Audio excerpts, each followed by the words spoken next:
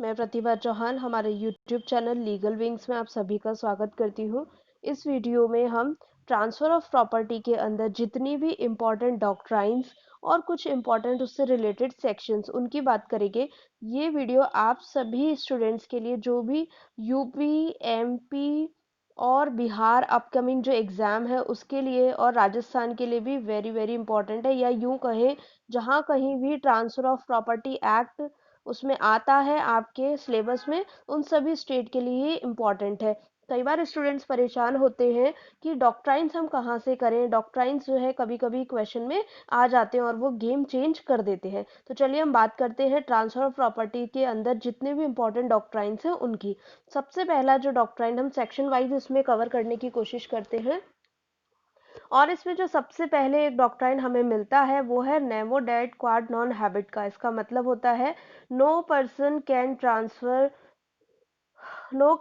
Better title he himself has. इसका मतलब होता है जो आपके पास टाइटल है उससे अच्छा टाइटल आप किसी और को ट्रांसफर नहीं कर सकते। ओनर की बात कर रहे हैं। ये देखिए आप इसको आप कहेंगे कि इसमें कैसे आ रहा है ट्रांसफर ऑफ प्रॉपर्टी में। जनरली ये वाला कहाँ आपको दिखाई देता है, ये आपको दिखाई देता है सेल ऑफ गुड्स एक्ट के अंदर। ठीक है, जो बच्चे अभी बिहार का एग्जाम देने जा रहे हैं उनको sale of goods act syllabus में है, प्री में भी मेंस में भी। तो ध्यान रखिएगा ये वाला क्वेश्चन वेरी इंपॉर्टेंट मेंस के एस्पेक्ट से भी, और प्री के लिए 100% क्वेश्चन यहाँ से आना ही आना है। ठीक है, लेकिन ट्रांसफर ऑफ प्रॉपर्टी के सेक्शन 7 में भी ये दिखाई देता है, क्योंकि सेक्शन 7 क्या बात करता है, पर्सन कॉम्पिटेंट टू ट्रांसफर। कौन कौन से पर्सन ट्रांसफर कर सकते हैं, तो उसी में आता है कि कौन बेटर टाइटल दे सकता है कौन नहीं दे सकता। तो इसका आंसर है सेक्शन 7। ओके, नेक्स्ट डॉक्ट्राइन की हम बात करते हैं। डॉक्ट्राइन है रूल अगेंस्ट परपेचुटी। सेक्शन 14 की बात करता है। ये वेरी इंपॉर्टेंट है, कितनी बार एग्जाम में आ चुका है। एमपी में ये आया था, बिहार में आया हुआ है, यूपी में आया हुआ है, राजस्थान में आया हुआ है। ठीक है, ये इतनी बार रिपीट हुआ हुआ क्वेश्चन है कि आपको बाय हार्ट हो चुका होगा अब तक तो। ठीक है, ये कैसे आता है रूल अगेंस्ट परपेचुटी। इसका मतलब होता है शाश्वतता के विरुद्ध सिद्धांत, है ना, मतलब 13 से कोरिलेट किया हुआ है, जो है बेनिफिशियल ट्रांसफर फॉर किसके, अनबाउंड के। नेक्स्ट आता है हमारे पास डॉक्ट्राइन ऑफ एक्यूमुलेशन, वो है 17 से रिलेटेड। ठीक है, कई बार ये वाला भी क्वेश्चन एग्जाम में आता है। नेक्स्ट है doctrine of cypress. Section 18 and 26, जो पब्लिक वेलफेयर से रिलेटेड चीजें होती है वहां पर ये डॉक्ट्राइन एप्लीकेबल होता है। ये इक्वली इंपॉर्टेंट है, बिहार वाले बच्चे ध्यान से सुने। ये आपके जो ट्रस्ट एक्ट आ रहा है उसके अंदर भी वेरी इंपॉर्टेंट है डॉक्ट्राइन ऑफ साइप्रस। उसका लीडिंग केस भी आप उसे अच्छे से कर लीजिएगा। इससे रिलेटेड सेक्शन है सेक्शन 18 एंड 26। नेक्स्ट आता है conditional transfer. Section 25, again very important and very frequently asked question. Next आता है कंडीशन प्रेसिडेंट। सेक्शन 26, और इसी के साथ लगता है कंडीशन सब्सिक्वेंट। इसका आप चार्ट इस तरह से बना लीजिएगा, कंडीशन ट्रांसफर 25 और ऐसे ये दो, condition president and condition subsequent. ये आपके अगर मेंस में क्वेश्चन आता है तो इस तरह से चार्ट वाइज प्रेजेंटेशन करेंगे तो वो भी अच्छा बनेगा। ठीक है, तो कंडीशन प्रेसिडेंट है आपके 26 में एंड सब्सिक्वेंट है 29 में। नेक्स्ट आता है आपके पास डॉक्ट्राइन ऑफ एक्सेलरेशन, जो आता है सेक्शन 27 में है। ये आपके आई थिंक 2016 के बिहार के प्री एग्जाम में रिपीट आया हुआ क्वेश्चन है। ठीक है, 2016 के एग्जाम में। आपको ये वीडियो अच्छा लग रहा है तो आप हमारे चैनल को सब्सक्राइब कर लीजिए, और इसी तरह की वीडियोस के लिए और किसी भी स्टेट के जुडिशरी एग्जाम की अच्छी तैयारी के लिए आप हमारे चैनल के साथ जुड़ सकते हैं। नेक्स्ट है doctrine of election, again very important question. Section 35, number of times, कितने सारे स्टेट में ये वाला क्वेश्चन आया हुआ है डॉक्ट्राइन ऑफ इलेक्शन।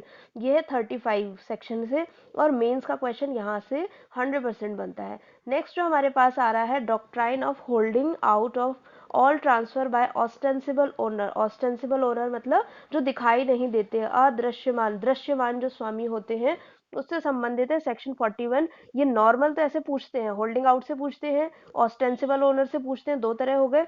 एक आता है बेनामी संपत्ति। ठीक है, बेनामी ट्रांसफर से, याद रखिएगा आप इसको, बेनामी ट्रांसफर से संबंधित कौन सी धारा है। ठीक है, तो वो है सेक्शन 41। नेक्स्ट आएगा आपके पास feeding grant by estoppel, section 43। Estoppel section 43, बच्चे बहुत कंफ्यूज होते हैं इसके अंदर, है ना।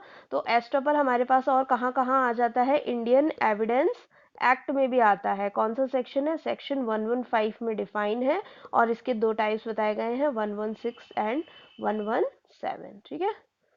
नेक्स्ट हमारे पास जो आता है डॉक्ट्राइन ऑफ लिस पेंडेंस। ठीक है, ड्यूरिंग पेंडेंसी अगर कोई प्रॉपर्टी ट्रांसफर कर देता है, वो प्रॉपर्टी क्या होनी चाहिए? सब्जेक्ट मैटर ऑफ डिस्प्यूट होनी चाहिए, और पेंडिंग कोर्ट, किसी भी कोर्ट में पेंडिंग होना चाहिए वो मैटर आपका, तो वो है सेक्शन 52। ठीक है। नेक्स्ट आएगा आपका है doctrine of fraudulent transfer, section 53, very important.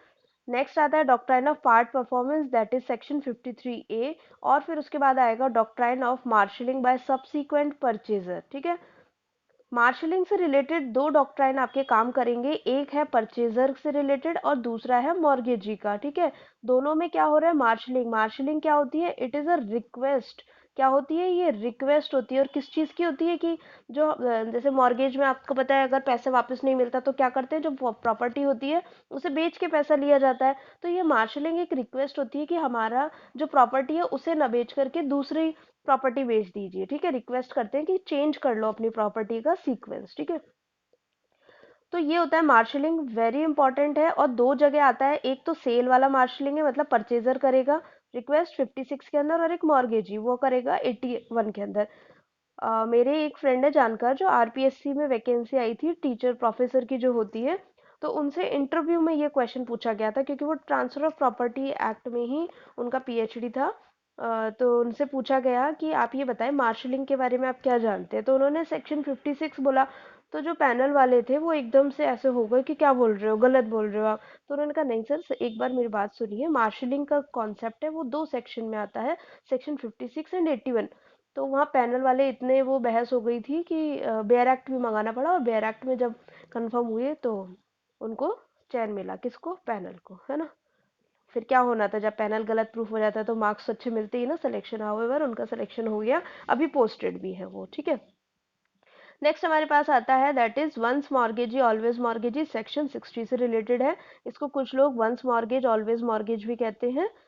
यहाँ पर मेरे एक अंकल जी, उन्होंने मुझे करेक्ट भी करवाया था कि ये डॉक्ट्राइन गलत है बेटा, इसको थोड़ा सा मॉडिफाइड किया जाता है। इसके आगे का सेंटेंस कोई नहीं बोलता। ठीक है। इसके आगे का सेंटेंस ये है, वंस मॉर्गेजी ऑलवेज मॉर्गेजी, जब तक कि पेमेंट न कर दे तब तक। पेमेंट कर दिया फिर काय का मॉर्गेजी, फिर तो वापस हो गई ना उसकी प्रॉपर्टी, है ना। फिर आता है, तभी कहते हैं बड़े बड़े जो पर्सन होते हैं उनके पास बहुत एक्सपीरियंस होता है, आप उनके पास बैठा कीजिए तो आपको काफ़ी कुछ सीखने को मिलेगा। हाँ, बातें थोड़ी बोरिंग करते हैं, 24 घंटे पढ़ाई पढ़ाई की, लेकिन सीखने के लिहाज से काफ़ी अच्छा है। फिर आता है रूल ऑफ सेब्रोगेशन का जो है सिद्धांत, जिसमें चेंज कर लेते हैं पेमेंट के लिए पर्सन को, वो है सेक्शन 92। आप ध्यान रखिएगा, वेरी इंपॉर्टेंट, काफ़ी बार क्वेश्चन आ चुका है सब्रोगेशन से रिलेटेड। देन आता है redeem up and foreclosure down, तो अप से related 91 and foreclosure down का है सेक्शन 94। आई होप आपको ये वीडियो बहुत अच्छी लगेगी, और हमारे जो यूट्यूब चैनल लीगल विंग्स उसे लाइक कर लीजिए, सब्सक्राइब कर लीजिए, और कंटिन्यू स्टडी के लिए हमारे साथ जुड़ जाइए। Thank you so much.